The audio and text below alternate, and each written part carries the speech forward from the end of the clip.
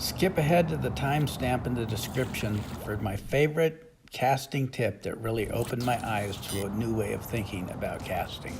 That makes sense?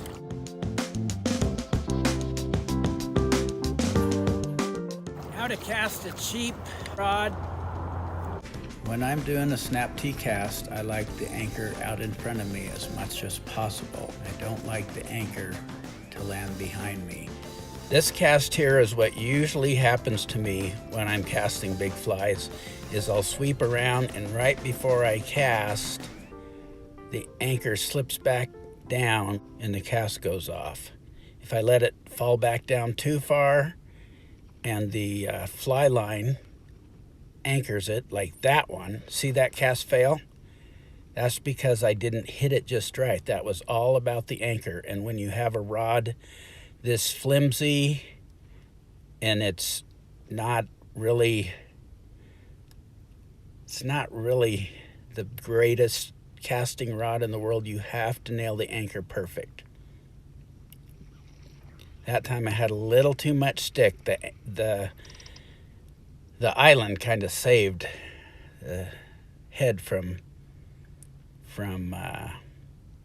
sinking in the water, but the sink tip sunk too far and it kind of didn't make the cast perfect. This cast, see, I hit it too hard and blow the anchor.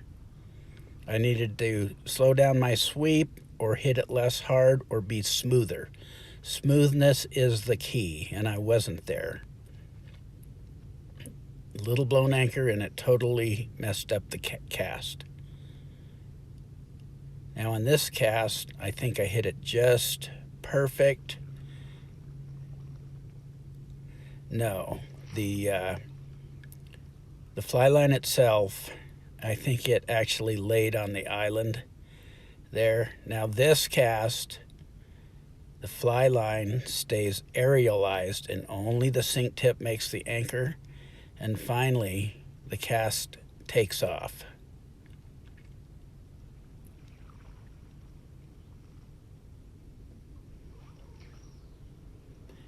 Boom, out it goes really nice because I had the perfect anchor. That's what I'm talking about. Getting the anchor is more important than anything with these Skagit casts. Now, this is a perfect anchor. The light blue commando groove head stays completely out of the water and only the sink tip, or maybe even only half the sink tip, anchors the cast, and it's a very light anchor. The sink tip has not dug in too far, and as a result, this cast really flies. This is that 4-piece 5/6 switch rod, 11-footer I got off eBay. It's no longer available. Quite frankly, I don't think it will become available because Euro nymphing rods are all the rage now, and I don't think people can make money with Spey rods. Apparently, even the cheap imported ones. I know I like to buy American-made stuff. Anyway, how do we cast a cheap rod? Let me give her a few throws. Never forget that these rods all cast great overhead, and you can get the most performance if you have the back cast space behind you to cast it overhead. So that's one thing to always keep in mind. I like a long forward stroke with my rod position beginning at 2 o'clock and ending in a positive stop at about 2.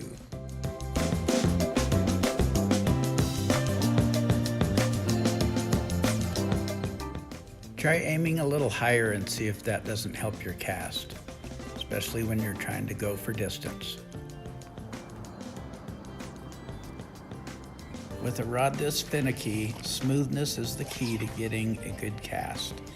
If you sweep too fast or hit the forward cast too hard, you'll blow anchors. I was almost in danger of blowing an anchor or thwarting the cast by punching it too hard those last 2 casts.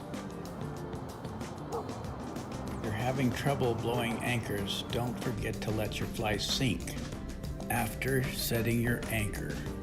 Also, you do not have to peel or rip the line with a hard sweep.